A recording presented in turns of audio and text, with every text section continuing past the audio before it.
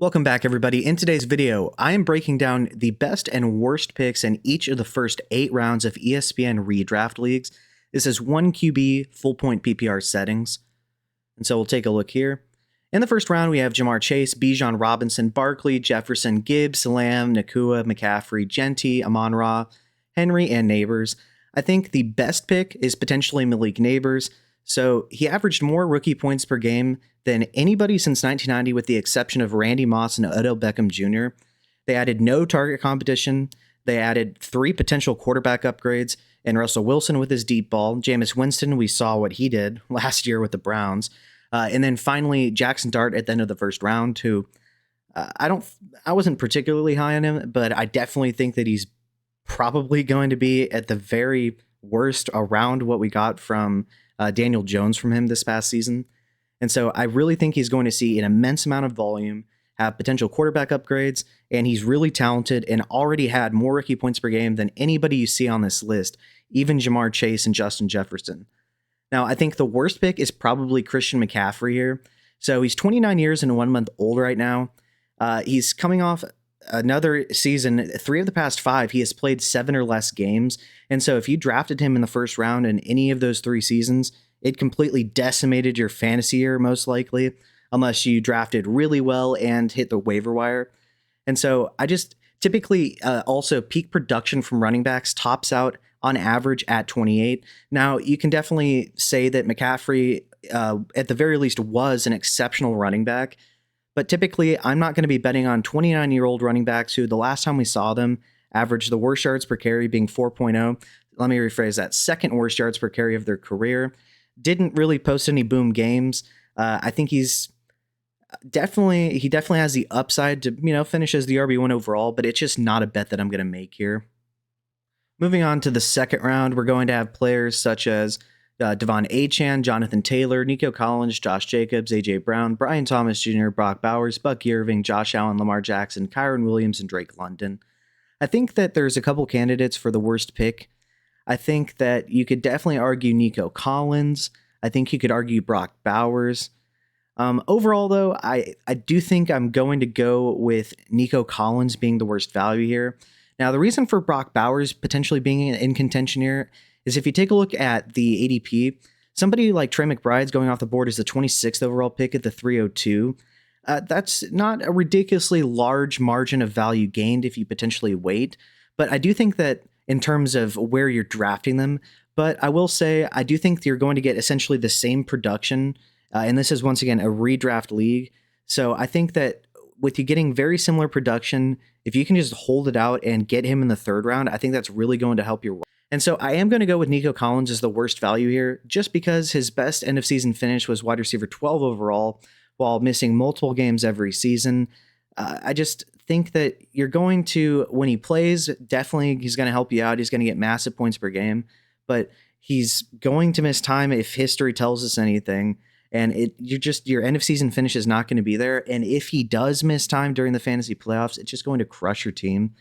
I think that you could go with somebody like A.J. Brown, Brian Thomas after him. If I took a look at the wide receiver ADP here, for instance, I would take A.J. Brown over him. I would take Brian Thomas, especially Drake London.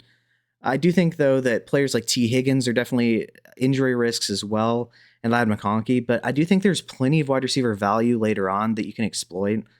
In terms of who I think the best pick in this round is, I definitely think you could argue Drake London down here. So it was a limited sample size, but we've already seen one of these massive boom games from Drake London. Unfortunately, it was in week 18, but it was over 40 points in a full point PPR setting. It did help propel him up to the wide receiver 5 in terms of his end of season finish. But to be fair, wasn't quite reflective of how consistent or dominant he was throughout the majority of the fantasy season. But I will say, I think that Michael Penix is a substantial upgrade over what Kirk Cousins was at some point this past season, or really the majority of it, unless he was playing against Tampa Bay, I believe. But I think that Drake London has the ability to massively out. I would not take Drake London over Brian Thomas, but I could definitely understand if somebody did. But I would take both of these guys, for instance, over A.J. Brown and Nico Collins. And I even think Puka Nacua is potentially a bad value where he's going, just because, once again, I think he's probably going to miss time. He's almost always battling some sort of injury, even if he toughs it out, and he's very aggressive. But I just think that the value that you're getting here with Drake London, I think, he's being drafted as the 1, 2, 3, 4, 5, 6, 7, 8, 9, 10. I would be pretty shocked if he was anything lower than the wide receiver 8 on the season, barring injury. And I think he's going to put up massive points for us. Moving on to the third round here, we have players such as James Cook, Trey McBride, Jaden Daniels, T. Higgins, Ladd McConkey, Tyreek Hill, Jalen Hurts, Chase Brown, Joe Mixon, Devontae Adams, Terry McLaurin, and George Kittle. I personally think that the best value in this round is somebody like Trey McBride. I do personally think that he is going to be the tight end 1. And, like I was saying earlier with Brock Bowers, I think you can just wait around. At least, if you were picking at around the ADP he was going, you could potentially get him around the turn. And once again, I project him to be the tight end 1 if you watch the McBride versus Kittle versus Bowers video. And so I think that once again, like I said, you can just wait a couple picks. I also think somebody that's a potentially good value in this round is somebody like George Kittle, for instance. I think that he definitely is a difference maker that you could potentially wait quite a ways to be able to get. I also think somebody like Jaden Daniels could be a potentially good pick here because we've already seen 800 plus yard rushing upside from him. He's a very good real life quarterback. They made a couple upgrades around him, specifically Laramie Tunzel as his left tackle, who's a very good pass protecting offensive tackle. And I just like that you can wait a little bit after the likes of Josh Allen and Lamar Jackson go. I don't think that it's crazy, and I think it's probably likely that Allen finishes as the QB1 once again. But I do think that Lamar Jackson, for instance, we've seen injury history from him. And while he's coming off a remarkable season where he was, in my opinion, the MVP, even though I don't think he deserved the one he got before this last season. I think that the value difference between them and Jaden Daniels is going to be shrunk significantly in his second season. I don't expect him to take a step back like some quarterbacks do. Somebody that I think is a potentially bad value here is Joe Mixon. Now, before the signing of Nick Chubb, I really liked Joe Mixon, but I do think, though, that with his age, we saw his second half of this past season was not nearly as dominant as his first half. I think there's the potential for Nick Chubb to take touchdowns away from him, and so I do think that he's probably the worst value here. But somebody like Terry McLaurin, for instance, while he did have a very good fantasy finish for us, he scored 13 touchdowns on barely 1,000 receiving yards this past season. That type of touchdown production is usually unsustainable in terms of being able to predict it from year to year. So I think there's potentially some negative touchdown regression heading his way. But nonetheless, he's a very talented player. I just think that there's better players you could be getting after him. For instance, if I took a look at where he's going ahead of players like Jackson Smith and Jigba, Rashee Rice, Mike Evans, Garrett Wilson. I think that all these players are players that I would probably bet on ending the season higher than Terry McLaurin. And so I definitely think that he's probably a poor value here. Now, if we take a look at the fourth round, we have Joe Burrow, Kenneth Walker III, JSN, Breece Hall, Alvin Kamara, Rashee Rice, Mike Evans, Amarian Hampton, Marvin Harrison Jr., Laporta, Garrett Wilson, and Chuba Hubbard coming off the board. I personally think that some of the worst picks are Kenneth Walker. He's yet to put together a fully healthy season. He generally finishes somewhere in the RB2 range. And while there are some flashes of high-end production because I think he's a really talented runner of the football, I don't think that we should be taking him over players like Breece Hall, who we've already seen finish as a top 3 running back, regardless of pretty much any format in 2023. Then we have Alvin Kamara, who's been an elite point scorer throughout the entirety of his career. While he has declined somewhat as a runner of the football, he's still an elite receiver, and I think that he's just a better bet. I mean, he's finished higher than Kenneth Walker significantly every year. Then I do think that there are players such as Rashee Rice that could potentially be bad if he does not start the season playing, but I think he's probably going to be okay, so he's not going to be an option in my opinion. But somebody like Marvin Harrison Jr., while I definitely think there are arguments for players like DK Metcalf coming after him, DJ Moore, I just don't understand taking MHJ over Garrett Wilson. I understand it's only a 2-spot difference here, but that matters a lot to me. Garrett Wilson's coming off a top 10 finish in a full point PPR while spending half the season as the wide receiver 2 behind Devontae Adams as Rodgers, unashamedly just stat padded for him. So personally, I think that, with Justin Fields, we've already seen that he was able to make a top end finish out of DJ Moore, even if some of that was DJ Moore having that one ridiculous game. I personally think that Garrett Wilson's going to be by far and away the most targeted player in this offense. And I don't think that Justin Fields is so bad that he can't just get his main guy the football. But I also think that with them bringing in Lions personnel in terms of the offensive coordinator, I do think that he's going to see some more slot time instead of being a boundary only wide receiver. And now he wasn't per se strictly boundary only. I think that's hyperbole. He still did not see enough slot usage. And so I think he's definitely going to be a very good pick in these rounds. And I want to give a special shout out to my Patreon members. Thank you to Big Hunt, SP, Major Jack, and Infamy MTG. If you would like to become a member, I'm going to leave a link in the comment section. As far as what you'll gain, you'll get access to a private Discord server. I'm going to have a real life and fantasy football chat where we talk about real life NFL news. Any questions you might have will be answered in the real life NFL chat. And as far as the fantasy football chat, we'll talk about what's happening in the fantasy world. I'll give you team reviews, give you optimal roster construction based on your specific league settings, trades you can make to strengthen your roster, buying and selling points, specifically price points for various players based on your positions of need. I'll give you a special shout out, obviously, on all of these videos. You'll get early access to videos. You'll be part of private live streams that are not available to regular YouTube members. And you will also have the ability to suggest videos specifically for you on Patreon. I've already made one on Isaac Rendo as per request by one of my Patreon members. And so once again, if you would like to join, the link is going to be in the comment section. Thanks. And so moving on to the 5th round, we have Connor, Metcalf, Moore, Mahomes, Worthy, Montgomery, Hawkinson, Judkins, Kelsey, Harvey, Sutton, and Zay Flowers. I personally think that the worst pick in this round is going to be somebody like Quinshon Judkins. Now, I do think that he's capable of being a receiving back, but I don't think the Browns are going to be scoring that many touchdowns, so I do worry about his potential touchdown upside in a redraft setting. I definitely think that, Samson is going to be spelled in from time to time, and it might be a little bit annoying, but I do think that he's going to need to have a distinctive 3-down role to provide us with the upside worthy of taking him here. Somebody like RJ Harvey, I'm a little bit less concerned about because I think that J.K. Dobbins, while he's talented, can never, ever stay on the field. As much as it would have been great for us in Dynasty to be able to have him.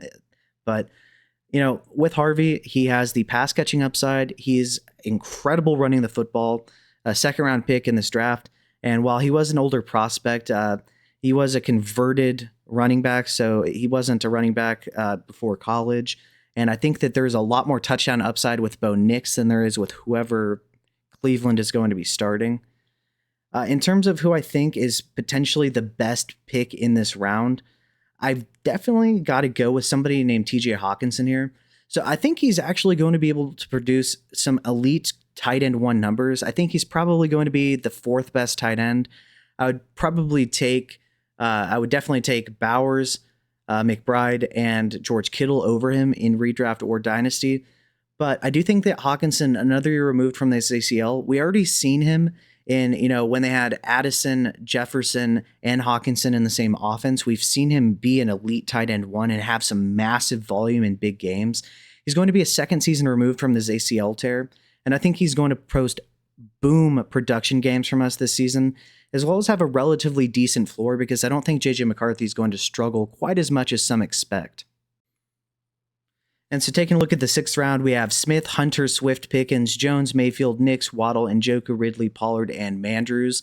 I think the worst pick of this round is going to be Aaron Jones. When we take a look at running backs, Aaron Jones is going ahead of Tony Pollard, who I think is more likely to stay healthy and get more volume than Jones. And I really think that the fault here with Jones this season is going to be Jordan Mason, who the Vikings traded for. I think there's a strong likelihood that he gets the goal line work and is, in my opinion, more likely to stay healthy. And, with Aaron Jones being at this stage of his career, if he's missing any time, it's probably going to be his backfield entirely. So I also like players like Caleb Johnson, who I think is an absolute unit. I think he's an improved Najee Harris. Somebody like Travion Henderson could be a massive smash in ADP. Pretty shocked to see him going down here, honestly. Are we really worried about Ramondre Stevenson? But nonetheless, I think he's probably the worst value in this round of anybody. Somebody that I think could be an absolute smash is Calvin Ridley. So in terms of wide receivers, Calvin Ridley is going behind the likes of Jalen Waddle. While I do think that the Jonnu trade is a big boon to Waddle, I still think that I would bet on the wide receiver one for Tennessee over Jalen Waddle. With Travis Hunter, there's definitely concerns. What is his role going to look like with Devontae Smith?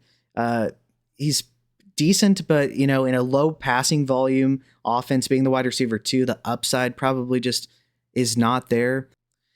And so I do think that Calvin Ridley is just a better bet, in my opinion, as a wide receiver one on his own offense with Cam Ward than some of these guys who there's either questions about their role or their upside is potentially limited without at least a couple injuries. Moving on to the 7th round, we have Caleb Johnson, JMO, Pacheco, Odunze, Henderson, Judy, McMillan, Cup, Golden, the Broncos defense for whatever reason, Jordan Addison, and Evan Ingram. In terms of who I think the best value could potentially be here, I think it's a smash for either Trevion Henderson or Tetroy McMillan. If I had to bet on one or the other, I would bet on McMillan being the wide receiver one definitively in his own offense. Being drafted behind Jerry Jeudy with the mess of whatever they're going to get at quarterback is questionable to me. I love Rome Odunze, but Ted is pretty much for sure going to be the wide receiver one in his offense. Jamison Williams is a boom bust wide receiver two type with potential touchdown regression in the Lions offense. I just really don't understand the ADP for McMillan here. He's going one spot ahead of Cooper Kupp, who just has not been able to stay healthy and is kind of washed, in my opinion, at this stage of his career. But I could also understand the Broncos defense being the worst value because you could just wait for defense and play matchups later. But as far as who I think is probably by far and away the worst value, it is going to be Cooper Kupp. Like I said, this guy is washed, in my opinion. He's unable to stay healthy. The Rams did just about anything they could possibly do to get him off their roster. I don't think that they're trying to just throw away good players for no reason. Especially with him being awesome with them and having, a history with them. So I really think that says enough about them. And I think Seattle was just hurting at wide receiver depth. And I think he's going to get them some scammy production, but I just would not want to bet on him over some of these guys going below him. Taking a look at the 8th round, we have the Texans defense, Olave, Javonte, Kyler Murray, the Steelers, Debo, Brian Robinson Jr., Scattaboo, Warren, Stevenson, Jennings, and Purdy. In terms of who I think is a potentially huge value here, if Chris Olave is able to stay healthy, I definitely think that he could massively overperform this ADP. Somebody like Kyler Murray, while I don't really particularly think he's an amazing real-life quarterback, I don't even think it's his fault per se. He's just unable to use the middle of the field as effectively as taller quarterbacks. But when he stays healthy, he is almost always a top 12 quarterback. I think that he could absolutely smash and exceed this ADP. Somebody that I think is potentially questionable here, besides the defenses, I don't want to just a cheap way to get out of this, is Jaylen Warren. I just don't think that Jaylen Warren is ever going to be the running back one, even if something were to happen to Caleb Johnson, who's going a couple rounds ahead of him. I just really, he's just not a particularly great scheme fit in this Arthur Smith offense. While I do think that he's arguably the better receiver, I just do not think that he's one of these guys that's going to be the RB1 in the absence of another running back. Somebody like Ramondre Stevenson, I think, is a better bet than Jaylen Warren because I do think that he could be the RB1 in the offense with an injured Trevion Henderson. But still, I really think that I want to make mention here that somebody like, I think, Stephon Diggs could be a massive value in the next round. I think that Brock Purdy could potentially be a top 8 quarterback. I just think that, even with Chris Godwin, even if there's a little bit of a slow start, I think he could really pick it up. And I do worry for his long-term future because it seemed a little bit redundant for them to draft Igbuka. But this is redraft once again. I think that these guys could massively outperform some of the guys ahead of him. And I think that Deebo Samuel is also potentially iffy. I think he's going to have some boom games, but at this stage of his career, how much does he really have left? All right, guys, those are who I think are the best and worst values in each round throughout the first 8 rounds of ESPN redraft leagues. Where do you agree? Where do you disagree? Is there somebody that you think is a massive sleeper or somebody that is being extremely overdrafted? If so, let me know below in the comment section. I'm curious to see what you guys think. Thanks for watching. If you would be so kind, feel free to support my Patreon. I would really appreciate it, as I'm unable to gain any revenue because I do so many video breakdowns and tape breakdowns. If not, feel free to subscribe. That also helps. And please give the video a like. Thank you and have a good day.